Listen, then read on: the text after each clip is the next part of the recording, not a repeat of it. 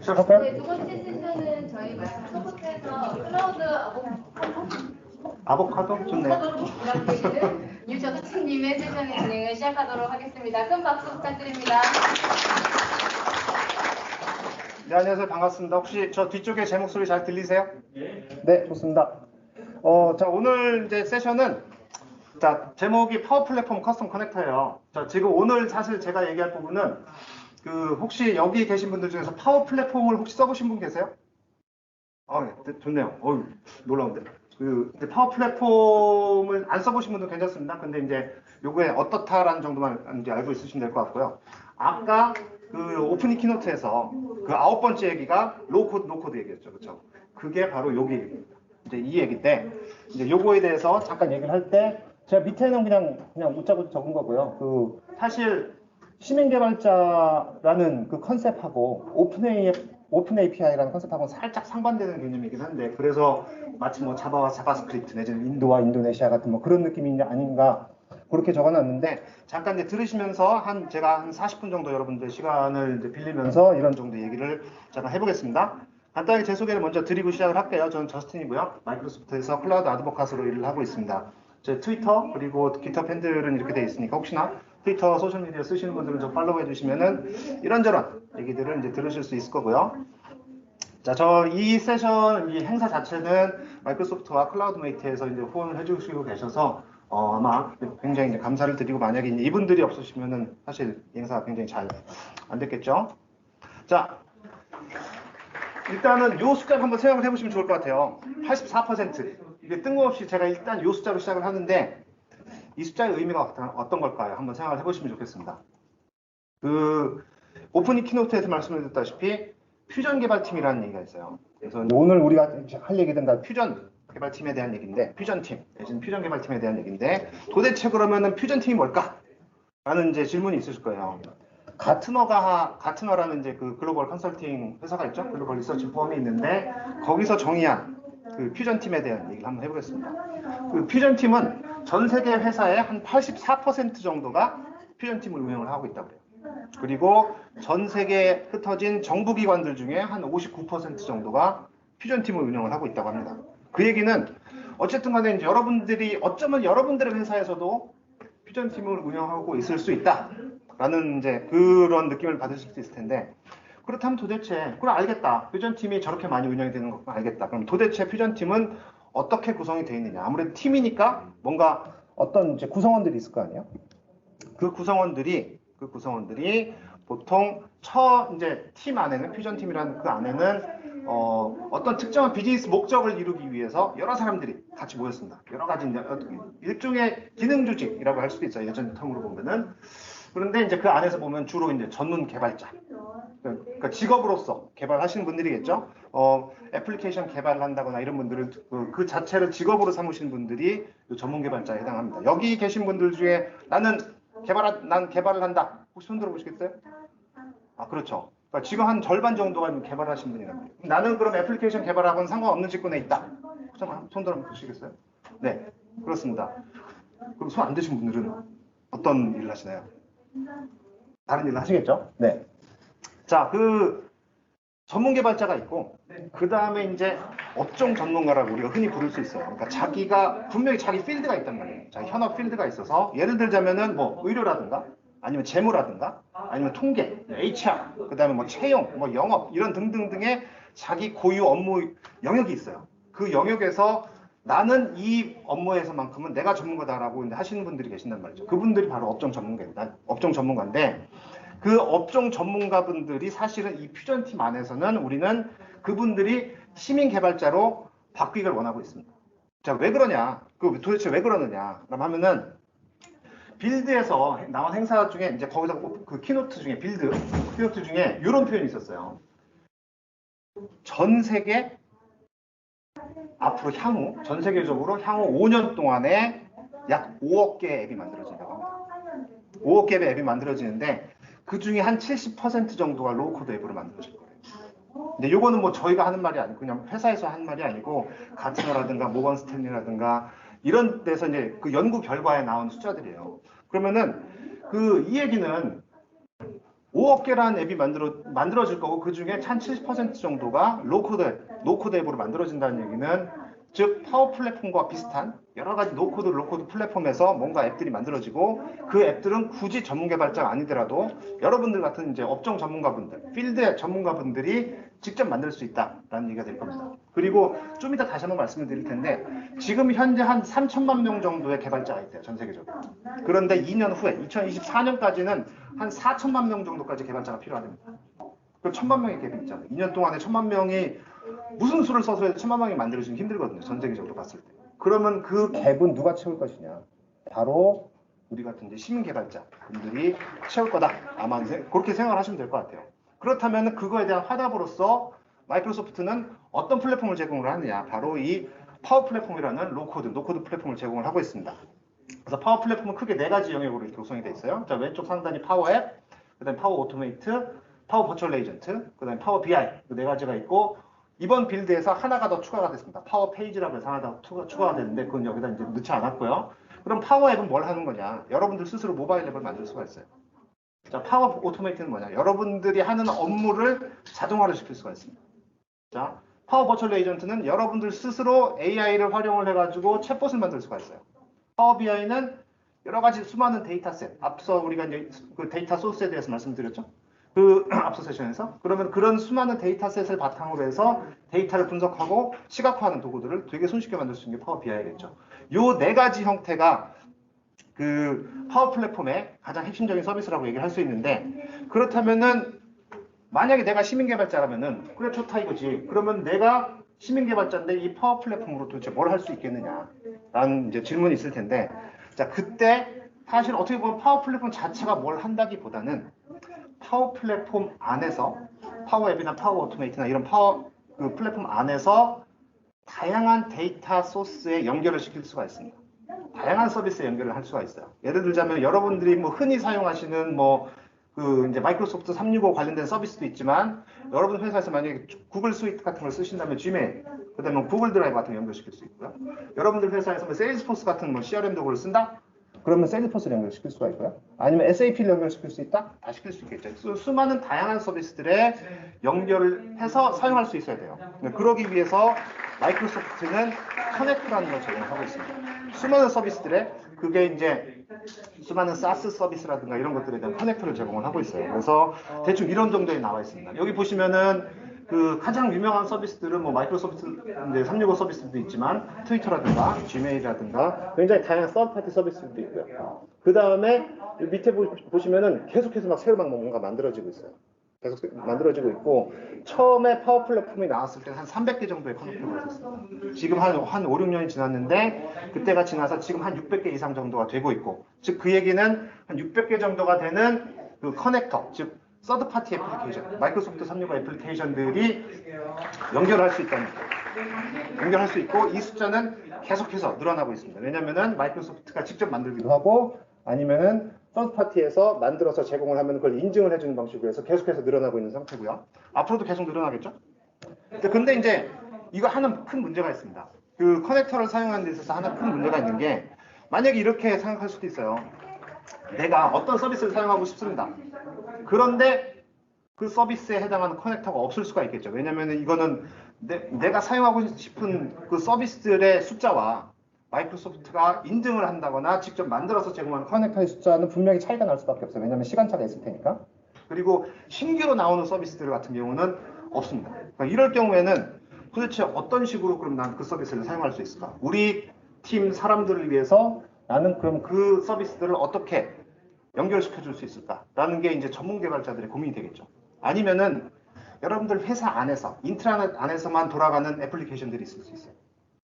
그것들을 파워 플랫폼에 그럼 과연 어떻게 연결시켜 줄 수 있을까? 왜냐하면 마이크로소프트는 여러분들 인트라넷에 있는 애플리케이션에 대한 커넥터를 만들어 줄 이유는 전혀 없잖아요. 그렇죠? 자, 그럴 경우에 사용하는 게 바로 이 커스텀 커넥터라는 개념인데요. 그 커스텀 커넥터는 어떻게 만들어지느냐? 자, 예를 들어 한번 보겠습니다. 자, 여러분 회사에 만약에 어떤 재고 관리 시스템이 있다고 쳐보세요. 인벤토리 매니지먼트가 있다고 쳤을 때 거기에 만약에 API가 딱 구성이 되어 있다고 한다면은 그 API를 여러분의 파워 플랫폼 애플리케이션에서 사용하기 위해서는 중간에 뭔가 연결을 시켜야 되는데 그게 바로 커스텀 커넥터라는 거죠. 그 커스텀 커넥터를 만들어 놓으면은 그 여러분의 재고 관리 시스템이 그 API가 바로 여러분의 파워 플랫폼 안에서 직접적으로 사용할 수 있다는 거예요. 근데 만약에 재고 관리 API뿐만이 아니고 뭐 인사 관리 API도 있을 수도 있고 뭐 되게 다양한 형태의 API들이 그 내부 시스템들이 있을 수가 있는데 그런 굉장히 복잡도가 높아지는 상황이라고 한다면은 그때는 API를 다이렉트로 커스텀 커넥터로 호출을 하기보다는 뭐랄까 API 매니지먼트, API 관리자, 애저에 있는 이런 서비스들, API 게이트웨이 서비스를 활용을 하면은 조금 더 손쉽게 사용할 수가 있습니다. 근데 그런 것들을 사실은 지금 제가 말씀드리는 부분들은 파워 플랫폼을 사용하기 위해서 퓨전 개발팀 안에서 어떻게 하면 전문 개발자들이 그 시민 개발자들한테 별다른 그 허들 없이 쉽게 사용할 수 있을까라는 고민에서 이제 나오는 얘기들이에요. 그럴 때 이렇게 해서 커넥터를 만들어주게 되면은 그 다음부터는 사실 이제 시민 개발자 입장에서는 그냥 쓰면 되거든요. 근데 그냥 쓰기 위해서는 커넥터가 있다고 바로 쓸 수는 없고 이 커넥션이라는 걸 이제 만들어서 해줘야 돼요. 그럼 커넥션 도대체 그러면 방금 커넥터 얘기 나왔고 커넥션 얘기가 나왔습니다.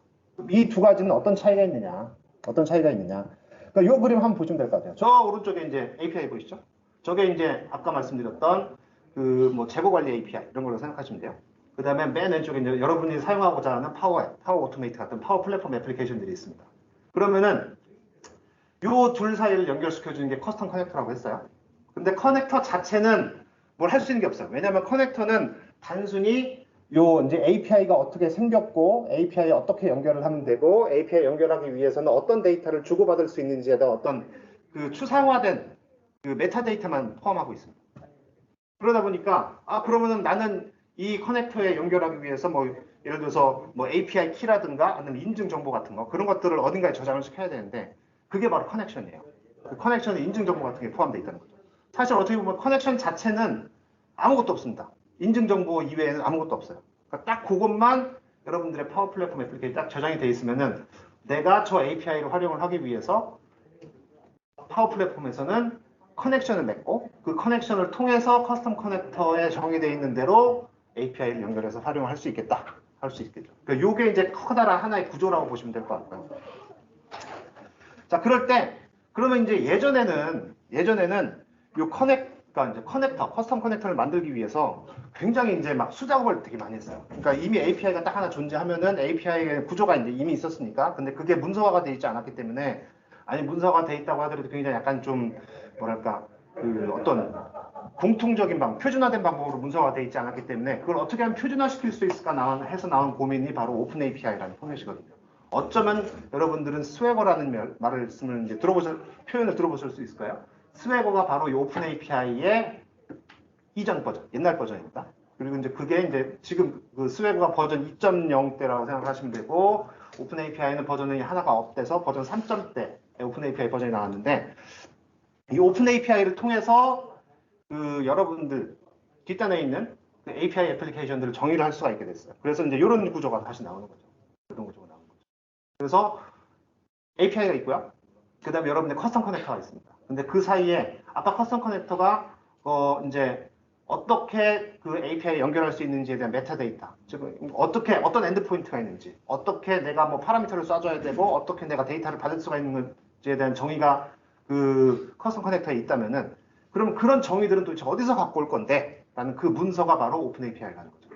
그래서 오픈 API만 미리 만들어 놓으면 사실은 오픈 API만 미리 만들어 놓으면은 저쪽 API가 실제로 있건 없건 크게 상관이 없어요.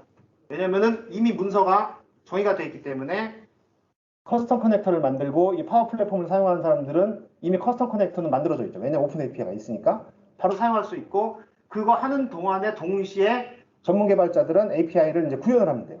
이미 API가 딱 정의가 되어 있기 때문에 거기에 맞춰서 구현을 하면 됩니다. 그러니까 이런 식으로 해서 각자의 속도로 시민 개발자는 시민 개발자대로 내가 편한 대로 앱을 만들 수 있고, 전문 개발자들은 전문 개발자대로 API가 정의가 되어 있으니까 거기에 맞춰서 이제 구현을 하면 되는 그런 형태로 해서 협업이 가능해진다는 거죠. 그래서 이런 형태로 우리가 그 이제 전문 개발자가 퓨전팀 안에서 시민 개발자를 어떤 식으로 서포트를 해줄 수 있는가라는 거에 대한 이제 커다란 큰 그림이 대충 이렇게 나와 있어요. 그러면은 실제로 그 이제 데모를 이제부터 쭉 보여드릴 텐데 지금 이제 한 15분 정도 지났고 앞으로 한 25분 정도에 걸쳐서 데모를 좀 보여드릴 것 같은데요. 그 총 5개의 데모를 제가 보여드리겠습니다. 처음에는 이제 Azure 펑션이라는 걸로 서버리스 애플리케이션으로 API를 하나 만들 거고요. 그다음에 두 번째 데모는 거기에 오픈 API 기능을 추가를 시킬 거예요. 그리고 세 번째는 그 오픈 API를 연결을 한 다음에 그걸 Azure에 배포를 하고 배포를 한 이후에 API 매니지먼트와 통합을 시킬 겁니다. 그리고 통합을 시켜서 그리고 통합을 시키고 나면은 그 API 매니저, API 관리자에서 API 매니지먼트에서 바로 커스텀 커넥터를 익스포트를 할 수가 있어요. 바로 내보내기를 할 수가 있어서 그 커스텀 커넥터가 만들어지기만 하면은 그 다음부터는 여기까지 하면은 전문 개발자가 하는 역할이 다 끝난 거죠. 그 다음에 커스텀 커넥터가 만들어지고 나면은 그 다음부터는 시민 개발자는 그 커스텀 커넥터를 활용을 하는 그런 형태가 되겠죠. 그리고 마지막으로 해서 문자 메시지를 한번 보내는 그런 걸 한번 해보겠습니다. 이런 이제 데모를 약간 보여드릴 것 같은데 잠시만요. 제가 이걸 살짝 화면을 봐야 되니까 이렇게 살짝 옮겨놓겠습니다. 자 그러면은 자 지금 이렇게 이제 제가 이제 비주얼 스튜디오 코드를 열어놨어요. 자 여기서 일단 기본적으로 Azure 펑션을 한번 만들겠습니다.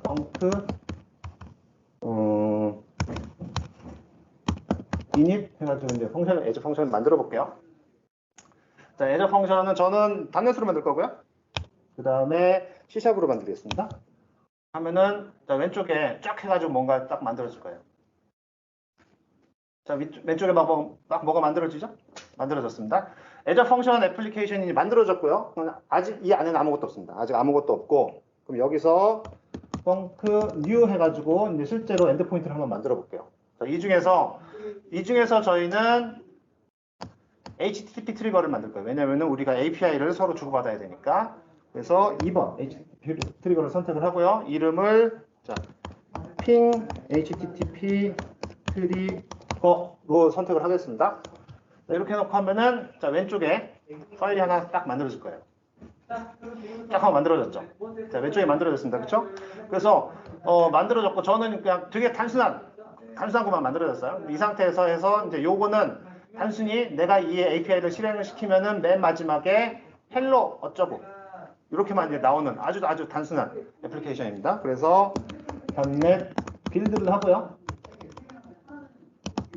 자, 애플리케이션 빌드를 하고 자, 애플리케이션 빌드가 되면은 실제로 한번 Azure 펑션 앱을 한번 실행을 시켜보겠습니다. 자, 애플리케이션 이제 빌드가 되겠죠? 자, 애플리케이션 빌드가 되고요. 자, 빌드가 됐나요? 시간이 오래 걸리네. 제 컴퓨터가 좀 느리네요. 자, 빌드가 됐습니다. 이 상태에서 Azure 펑션을 한번 실행시켜 볼게요. 자, 그때 이거 아랫부분에 보시면은 그 뭔가 되게 이제 요거 하나 잘 보셔야 돼요. 지금 보시면은 여기 ping HTTP 트리거라는 요 펑션 하나만 지금 만들었잖아요. 그렇죠? 우리가 딱 요 하나만 만들었습니다. 그럼 요걸 갖고 여기 있는 요 내용을 요 주소를 그대로 복사를 해서 자, 제가 여기다가 해서 이렇게 해볼게요. 하면은 이제 Azure 펑션이 실행이 됐죠, 그렇죠? Azure 펑션이 실행이 됐는데 저희는 분명히 이제 헬로 어쩌고 나와야 되는데 그게 안 나오니까 자 이름 해가지고 그래서 빌드 2022 자, 이렇게 하겠습니다. 그러면 헬로 2022 빌드 2022 해가지고 API가 제대로 다 실행이 된 게 보이잖아요, 그렇죠? 그럼 API는 제대로 됐어요. 그럼 Azure 펑션으로 API는 제대로 다 만들었습니다. 우리는 이제 성공한 거예요. 첫 번째 데모는 다 끝났습니다. 자, 그러면은 두 번째 내용이 뭐였죠? 여기에 오픈 API 기능을 추가를 한다고 했어요. 사실은 그 오픈 API 기능을 추가를 하기 위해서는 오픈 API 문서를 직접 써야 돼요. 직접 써야 되는데 그 작업이 너무 귀찮은 거죠. 왜냐면은 그 수많은 형태의 문서가 굉장히 복잡하단 말이에요. 구조가 복잡하고 그거를 하기 위해서는 따로 별도의 시간을 내야 되는데 그럼 굳이 그거를 추가를 하느니 그거를 라이브러리 형태로 만들어 놓은 게 있습니다. 그래서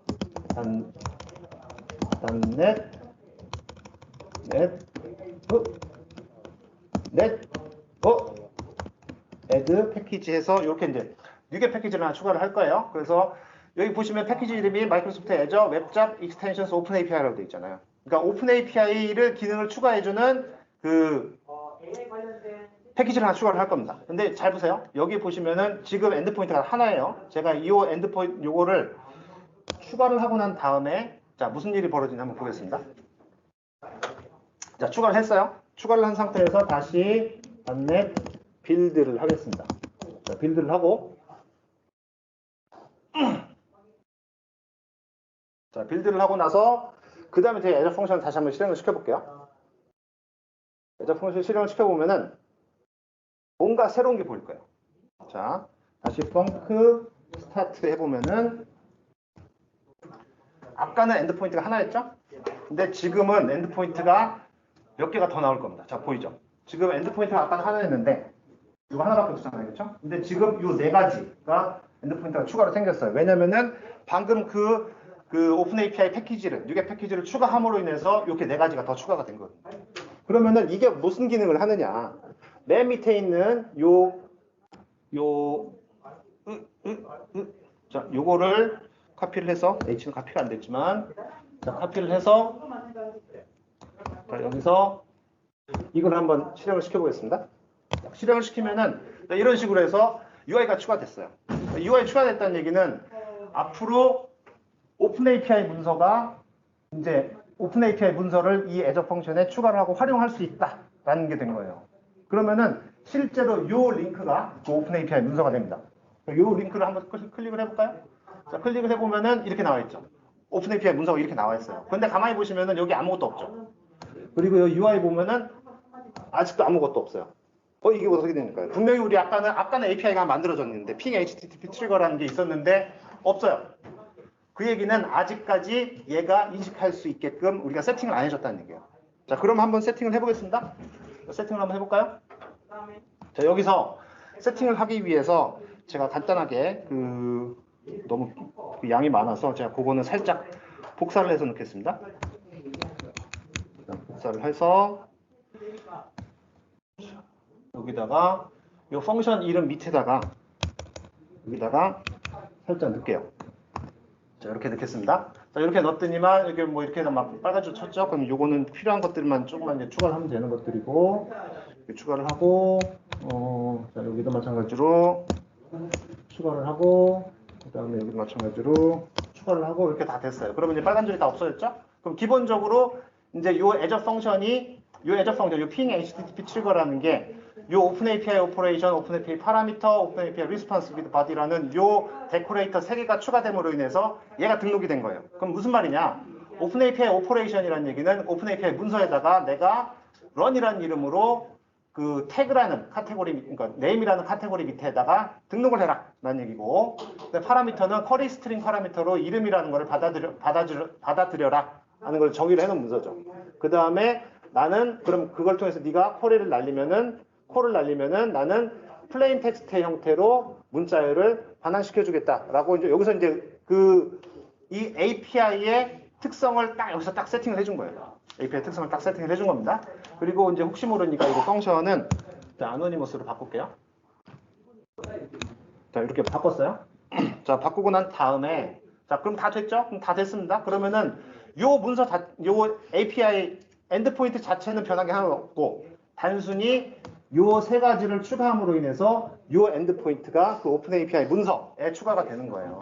자, 그럼 볼까요? 다시 한번 .NET 빌드 해보겠습니다. 자, 이렇게 해보면은 자, 빌드가 됐죠? 자, 그 다음에 펑크 스타트 해서 볼게요. 자, 펑션이 스타트가 되면은 사실 아까랑 크게 달라진 거 없습니다. 여기서는 달라진 게 없죠? 그런데 자, 여기서 제가 한번 화면을 리프레시를 시켜볼게요. 자, 시키면은 추가가 됐죠. 문서가 추가가 됐어요. 방금 그 오픈 API를 시작하는 세 개 데코레이터를 추가하는 것만으로 되게 쉽게 그 이제 API 문서가 만들어지고요. 그럼 제가 이거를 실제로 여기서 트라이아웃으로 실행을 시키면은 여기다 한번 넣어볼까요? 여기서 헬로 이렇게 하면은 실행을 시키면은 바로 헬로 해가지고 이렇게 나오죠. 이런 식으로 값이 이제 제대로 애플리케이션이 실행이 됐다라고 볼 수 있고, 그 다음에 똑같이 여기서도 마찬가지로 지금 이 문서는 여기 패스에 아무것도 없잖아요. 그렇죠? 아무것도 없는데 다시 리프레시를 해보면은 쭉 해가지고 문서가 이제 추가가 된 게 볼 수가 있죠. 이게 뭘 하는 거냐 보면은 자, 여기서 요 오픈 API의 그 버전은 이거고 어디로 그러니까 이제 HTTP라는 프로토콜로 로컬호스트라는 데 접속을 해서 API라고 하는 베이스 패스로 이제 들어가라. 그리고 그 밑에서 이런 URL로 접근을 하면은 네가 이런 것들을 실행을 시킬 수 있다. 그럴 때 get이냐 포스트냐 뭐 푸시냐 뭐 그런 거 있잖아요. 그 패치냐 이런 거. 그러니까 그런 거를 통해서 get 메소드를 통해서 할 수 있는 거고, 그 다음에 여기 보시면은 이제 프로듀스라고 돼 있죠. 아, 그러면은 플레인 텍스트 형태로 데이터를 리턴을 하겠구나. 그리고 내가 파라미터 입력을 할 때 나는 쿼리 스트링으로 name이라는 파라미터를 집어넣으면은 되겠구나. 그리고 마지막으로 플레인 텍스트가 리턴 값으로 날라오는구나 라고 해서 모든 게 다 지금 여기서 이제 저장이 돼 있어요. 그러니까 저장이 됐다는 얘기는 정의가 돼 있어요. 그러니까 이 오픈 API 문서만 알고 있으면은, 이것만 해석할 수 있으면은 사람이 해석을 하든 기계가 해석을 하든 해석할 수 있으면, 아, 이걸 바탕으로 해서 나는 이 API에다가 어떤 데이터를 쏴주면은 나는 이런 데이터를 받을 수 있겠구나라는 게 충분히 이제 이해가 되겠죠. 그렇죠? 그렇죠? 그러니까 이런 형태로 해서 오픈 API 문서가 자동으로 만들어지는 거예요. 애저 펑션에다가 넣으면은. 자, 그러면은 얘를 이제 실제로 애저에다 배포를 해야겠죠. 아직까지는 얘는 로컬 호스트라는 얘기는 내 컴퓨터에서만 작동을 하는 거니까, 그 파워 플랫폼이든 API 매니지먼트든 그쪽에서 활용을 하려면은 이 애플리케이션을 배포를 해야 됩니다. 자, 배포를 한번 해보겠습니다. 자, 배포를 하기 위해서는 마찬가지로 여기서 자, 자, 퍼블리시 할게요. 자, 퍼블리시 하고 지금 현재 디렉토리를 퍼블리시드라는 이제 아티팩트를 퍼블리시에서 만들고요. 제가 뭔가를 또 오타가 났네요. 자, 하면은 쭉 해서 이제 애플리케이션이 자 빌드가 되고, 여기 퍼블리시드라는 디렉토리가 생겼죠, 그렇죠? 여기 안에 딱 아티팩트가 생겼습니다. 그럼 이것만 우리가 이제 배포를 하면 돼요. 이제 배포를 하기 전에 얘를 압축을 하나, 이제 파일 하나로 만들어야 되기 때문에 자, 퍼블리시드로 들어가서 자, 압축을 합니다. 그래서 펑션 앱이라는 펑션 앱.gif zip 파일로 압축을 하고요. 자, 압축을 하면은 여기 보이면은 여기 보시면은 여기 펑션 앱 집이 만들어졌죠? 이 만들어진 거를 다시 이제 애저 CLI를 통해서 애저 펑션 앱에서 쭉 배포를 하겠습니다. 어디에 배포를 할 거냐면은 펑션 앱 BAT KRC라는 애저 펑션 앱으로 배포를 할 거예요. 쭉 이제 배포를 하면은 이제 배포하는데 좀 시간이 걸리겠죠? 근데 지금까지 이제 제가 한 거를 잠깐 다시 한번 리캡을 하면은 첫 번째 데모가 뭐였어요? 첫 번째 데모가 애저 펑션으로 API를 만들었습니다. 애저 펑션으로 API를 만들었고, 그 다음에 두 번째는 그 API에다가 오픈 API 기능을 추가를 했어요. 그죠? 오픈 API 기능을 추가를 했고, 그 다음에 그 오픈 API 기능을 추가를 한 이후에 지금 하는 게 바로 이걸 애저에다가 배포를 하는 겁니다. 지금 이제 배포를 하는 중인데 시간이 좀 걸리네요. 자, 배포가 끝나고 나면은 조금 있다가 다시 한번 이제 바로 보여드릴게요. 자, 배포가 다 끝났습니다. 자, 배포가 끝났으니까 다시 이제 하면서 애저 쪽으로 이제 들어가 보면은 요게 이제 애저 펑션 앱이 이렇게 있어요. 여기에 방금 배포를 한 내용이 여기 이제 보이겠죠? 여기 보이죠? 그리고 방금 배포한 게 보이고, 그럼 실제로 제가 요거를 한번 실행을 시켜볼게요. 지금 요 화면이 그대로 나올 거거든요. 요걸 이제 그러면은 조금 아까 했던 그 방금 배포했던 게 여기 이제 펑션 앱 BAP KRC 애저 웹사이트.net이라고 하는, 실제로 이제 인터넷으로 올라갔죠? 올라가서 했으니까 얘는 누구든지 접근해서 볼 수 있는 거예요. 마찬가지로 이 스웨거 UI를 보면은 요것도 조금 아까 했던 그게 그대로 보이는 상태고. 자, 여기까지 해서 그럼 배포가 끝났습니다. 그러면 요 URL을 그대로 갖다가 API 매니지먼트 쪽에다가 한번 넣어볼게요. 여기에 제가 여기에 보면 API 매니지먼트 인스턴스를 하나 만들어 놨고요. 여기에 보시면 API가 있어요. 자, API가 있어서 제가 미리 하나 만들어 놨는데 이걸 한번 그냥 다시 한번 딜리트하고 바로 다시 한번 만들어 보겠습니다. 자, 이 상태에서 다시 이제 add API를 하는데, 여기 보시면은 여러 가지 방법으로 만들 수가 있는데 저는 오픈 API를 쓸 거예요. 오픈 API를 쓰고 여기서 그 URL을 그대로 이제 붙여넣어주면 되는 거죠. 자, 붙여넣어주고 하면은 지가 자동으로 찾습니다. 찾죠, 이렇게. 찾아요. 그러니까 이게 뭐냐면은 오픈 API랑 어떤 표준 포맷이 있기 때문에 기계가 자동으로 찾아가지고 자동으로 세팅을 해주는 거예요. 여기까지 해서 쫙 하고 서픽스를 그냥 우리는 커스텀 커넥터니까 CC라고 놓고 해서 우리가 만들겠습니다. 이렇게 만들고 나면은 자동으로 이제 이렇게 만들어지겠죠? 일단 만들어졌어요. 자, 만들어진 상태에서 이 run이라는 게 이제 좀 우리가 딱 엔드포인트 하나 있었으니까 이 테스트 넣고 그럼 여기서 이름 값에다가 안녕하세요 이렇게 넣으면은 이 상태에서 실행을 시켜볼게요. 그러면은 동일한 결과가 이렇게 나와야겠죠, 그렇죠? 그렇죠? 그래서 지금 저희가 이제 세 번째 데모를 보여드렸어요. API 그러니까 애저 펑션으로 오픈 API를 만들어서 배포를 한 다음에 API 매니지먼트에다가 그걸 연동을 시켰습니다, 그렇죠? 연동을 시킨 다음에 그러면 네 번째 데모가 뭐였어요?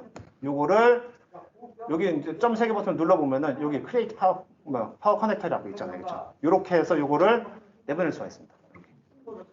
내보내면은 여기서 그 이제 제 그 서브스크립션에 그 이제 연동이 된 수많은 이제 파워 플랫폼 그 환경이 있어요. 인바이러먼트가 있어서 그 중에 하나를 여기 딱 로딩이 다 끝나면은 그 중에 하나를 선택을 해서 내보낼 수가 있습니다.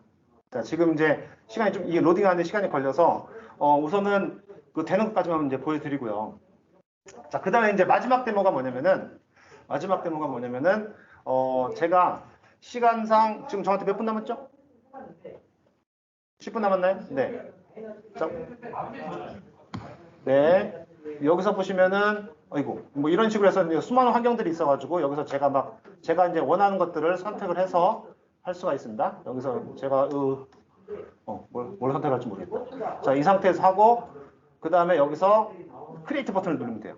크리에이트 버튼을 누르면 됩니다. 그래서 크리에이트 버튼을 눌러놓으면은, 그럼 이제 엑스포트가 되고, 그 중에서 여기서 보시면은, 여기서 커스텀 커넥터 만들어지는데 그 만들어진 커스텀 커넥터에 이렇게 그 방금 만들어진 그 커스텀 커넥터가 여기 이렇게 보여요. 오픈 API 도큐먼트 안에서 형식 해가지고 그렇죠? 그러니까 이렇게 해서 그러면은 여기까지 이제 전문 개발자가 만들어놨으니까 그 다음부터는 이제 어떻게 하면 될까요? 이제 시민 개발자는 이렇게 만들어진 애플리케이션을 이제 커스텀 커넥터를 활용을 해서 본인이 원할 때 쓰면 되는 거죠, 그렇죠? 그렇죠? 자, 그러면은 실제로 한번 만들어 보겠습니다. 지금 제가 그 커스텀 커넥터를 하나 만들어 놓은 게 자, NHN 클라우드가 있어요? NHN 클라우드 들어보셨죠? NHN 클라우드. 자, 저희 경쟁 하여튼 클라우드입니다. 네. 그리고 그 거기에서 문자 메시지를 보내는 서비스가 있어요. 거기서. NHN 클라우드에 문자 메시지를 보내는 서비스에 커스텀 커넥터를 만들었어요. 얘네들은 아직까지 그 오픈 API 문서를 제공하지 않기 때문에 제가 이제 임의로 만들어서 커스텀 커넥터를 제가 만들어 놓은 거예요. 그럼 이렇게 만들어 놨으니까 그럼 실제로 얘를 그 파워 오토메이트에서 한번 연결을 해볼게요. 여기에 메시지 보내는 요거를 이제 만들어 놨고 여기 안에서 지금 한번 만들어 보겠습니다. 자, 만들 때 자, 파워 앱에서 그럼 여기서 이제 수동으로 입력을 할 때 제가 이름을 이 수신자 번호 넣고요. 그 다음에 하나는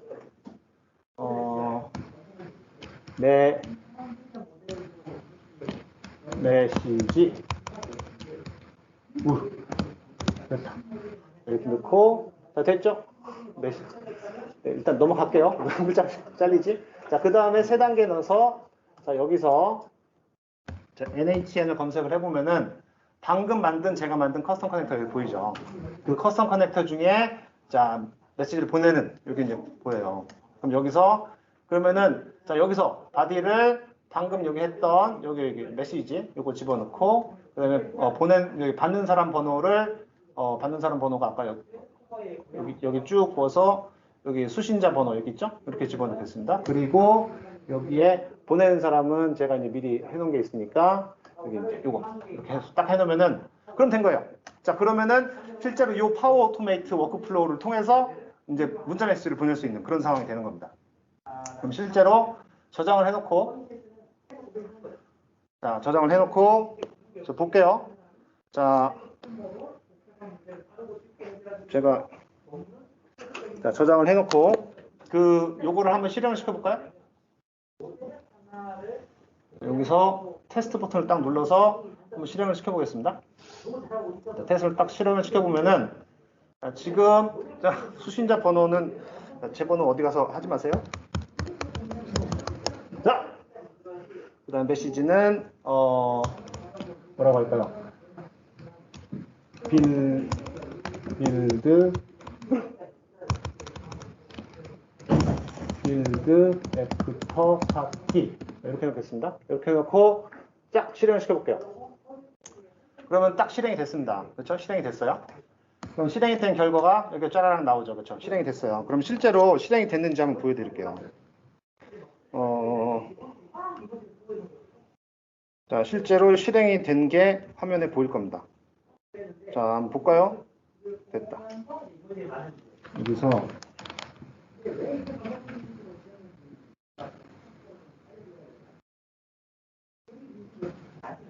자, 여기서 보면은 자, 제가 여기서 지금 방금 문자 간 거 보이죠? 그러니까 이런 식으로 해서 이런 식으로 해서 문자가 지금 간 게 이렇게 보이니까 이렇게 해서 문자를 보낼 수 있다는 거예요. 그럼 이거는 그러니까 지금 제가 이제 보내드린 기능은 뭐냐면은 자, 지금 이제 여기까지 해서 데모는 다 보여드렸고요. 자, 마지막으로 또 여기까지 다 데모를 보여드렸습니다. 그럼 이게 무슨 얘기냐면 무슨 얘기를 드린 거냐면은 지금 전문 개발자 입장에서는 그러니까 전문 개발자 입장에서는 여러 가지 것들을 이제 만들 수 있는데 그거를 바로 이제 API를 이제 그 커스텀 커넥터로 랩핑을 해서 제공을 해주면 시민 개발자가 바로 쓸 수 있다는 거예요. 사실 어떤 문자 메시지를 보내는 이런 기능들은 사실은 시민 개발자가 사용할 수 없는 기능들이잖아요. 근데 미리 만들어서 이렇게 커넥터만 만들어주면은 이제 시민 개발자가 사용할 수 있다라는 얘기죠. 자, 그러면은 오늘까지 해서 그 파워 플랫폼으로 커스텀 커넥터를 만들고 그다음에 실제로 사용을 해보는 방법에 대해서 알아봤는데 어떻게 보면 여기 계신 분들은 이런 의문점을 가질 수 있습니다. 여기 이제 계신 분들 한 절반 정도 전문 개발자 분들이세요. 그럼 도대체 이게 나랑 무슨 상관이 있냐 생각하실 수도 있을 겁니다. 그런데 저희가 이제 제가 오늘 아침에 이메일을 받은 게 하나 있는데 전 세계 저희 회사에서 전 세계 회사들을 상대로 고객사들을 상대로 리서치를 했어요. 간단하게 몇 가지 키포인트만 다뤄보자면은 그분들 대상 파워 플랫폼 관련해서 얘기를 했는데 아까도 잠깐 말씀드렸다시피 전 세계적으로 개발자 수는 3천만 명이 정도가 되고 앞으로 한 2년 동안 1천만 명이 더 필요하다고 얘기를 하는데 그 간극을 시민 개발자가 메울 수가 있다라는 게 그 이제 리포트의 한 내용이고요. 그 얘기는 뭐냐면은 전문 개발자가 아무리 개발 지식이 있다고 하더라도 필드에 업종 전문가들의 그 도메인 난리지는 따라가지 못한다는 거죠. 왜냐하면 현장 전문가들은 자기가 뭐가 필요한지, 뭐가 부족한지를 더 확실하게 알고 있으니까. 그럼 그분들이 시민 개발자가 된다면은 훨씬 더 좋고, 아까도 말씀드렸다시피 오픈 API가 딱 만들어지면은 그 오픈 API를 통해서 시민 개발자가 작업하는 거, 그 다음에 전문 개발자가 작업하는 게 동시에 같이 패러렐로 진행이 될 수가 있겠죠. 그러니까 그렇기 때문에 개발 속도가 훨씬 더 높아진다라고 얘기를 할 수 있을 것 같습니다. 자, 그리고 사실은 어떻게 보면은 파워 플랫폼 자체는 굉장히 새로운 개발 플랫폼의 패러다임을 제시를 하는 거예요. 로코드, 노코드 플랫폼 자체가. 그러다 보니까 전문 개발자가 좀 처음에 헷갈릴 수가 있단 말이죠. 그렇기 때문에 전문 개발자 역시도 파워 플랫폼을 사용해서 시민 개발자들을 도와줄 수 있게끔 하기 위해서는 온보딩 프로세스가 필요하다라는 게 이제 그 리서치에 나온 얘기고요. 그 다음에 가장 이제 컴플레인이 많이 오는 부분이 전문 개발자분들이 야, 그럼 이제 로코드, 노코드 플랫폼이 만들어졌어. 자, 이랬을 때 그러면은 거기서 아까 문자 메시지 보내는 이런 거 있잖아요. 근데 사실 전문 개발자분들이 보기엔 이거 다 내가 만들면 되지 라고 생각하신단 말이죠. 왜냐면은 그분들은 다 할 수 있으니까. 그런데 그건 시민 개발자가 보기에는 그건 마법 같은 거란 말이에요. 그렇기 때문에 그러면 이런 식으로 앱이 만들어지면은 전문 개발자분들은 야, 그럼 얘네들이 내 일자리 다 뺏어가는 거 아니야? 라고 걱정하시는 분들이 되게 많아요. 실제로. 그리고 동시에 야, 이게 무슨 애플리케이션이야. 내가 직접 만드는 게 더 낫겠다 라고 해서 약간의 로코드, 노코드 플랫폼을 폄하하는 그런 분들도 많이 계시는데 사실 어떻게 보면은 전문 개발자가 다 할 수 있어요. 그런데 전문 개발자들은 자기가 해야 될 더 우선순위가 있단 말이에요. 그렇죠? 좀 더 중요한 일을 하고 좀 우선순위가 떨어지지만 시민 개발자들은 정말 절실하게 필요한 것들, 그런 애플리케이션들이 있단 말이죠. 그런 것들을 개발을 하는데, 즉 전문 개발자가 할 수 있지만 하지 않는, 할 수 있지만 여러 가지 상황상 당장 못하는 그런 갭들이, 간극들이 있을 때 그 간극들을 시민 개발자가 채워줄 수 있다. 그렇게 얘기를 해서 좀 더 애플리케이션 개발 플랫폼의 어떤 시장의 파일을 좀 더 키우는 역할을 하는 거지. 그 로코드, 노코드 플랫폼이 마치 시민 개발자가 전문 개발자의 어떤 파일을 뺏어간다거나, 그러니까 이런 식으로는 이제 생각하지 않는 게 좋겠다라는 게 그 이제 리서치에 대한 내용이고요. 자, 요거는 사진 찍으십시오. 그래서 이제 만약에 제가 오늘 한 내용은 사실은 여기 aka.ms/bap/파워 플랫폼이라는 링크에 가보시면은 그 내용이 다 들어있습니다. 그래서 요거는 마이크로소프트 런에 있는 내용이고요. 요걸 꼭 가서 이게 한 3시간 정도 돼요. 쭉 각자 건져가지고 한 3시간 정도 보시면은 충분히 다 이제 아실 수 있는 내용이어서 하시면 좋고요. 그 다음에 이거 말고도 조금 더 재밌는 얘기들을 더 많이 보고 싶으시다면은 저희 마이크로소프트 디벨로퍼 코리아 유튜브 채널이 있습니다. youtube.com/마이크로소프트 디벨로퍼 코리아에 오셔서 자, 좋아요, 댓글, 알림 설정, 구독 자, 해주시면은 좋을 것 같습니다. 자, 제가 준비한 내용 여기까지고요. 혹시나 질문 있으세요? 자, 저는 계속 저기 왔다 갔다 하고 있을 테니까요. 질문 있으시면 언제든 저쪽 밖에 나가서 파워 플랫폼 관련된 얘기 궁금한 거 있으시면 알려주시고요. 그 다음에 이것도 이게 지금 서베이가 다 됐는지 모르겠는데 자, 오늘 세션 평가를 한번 해주시면 좋을 것 같습니다. 자, 감사합니다.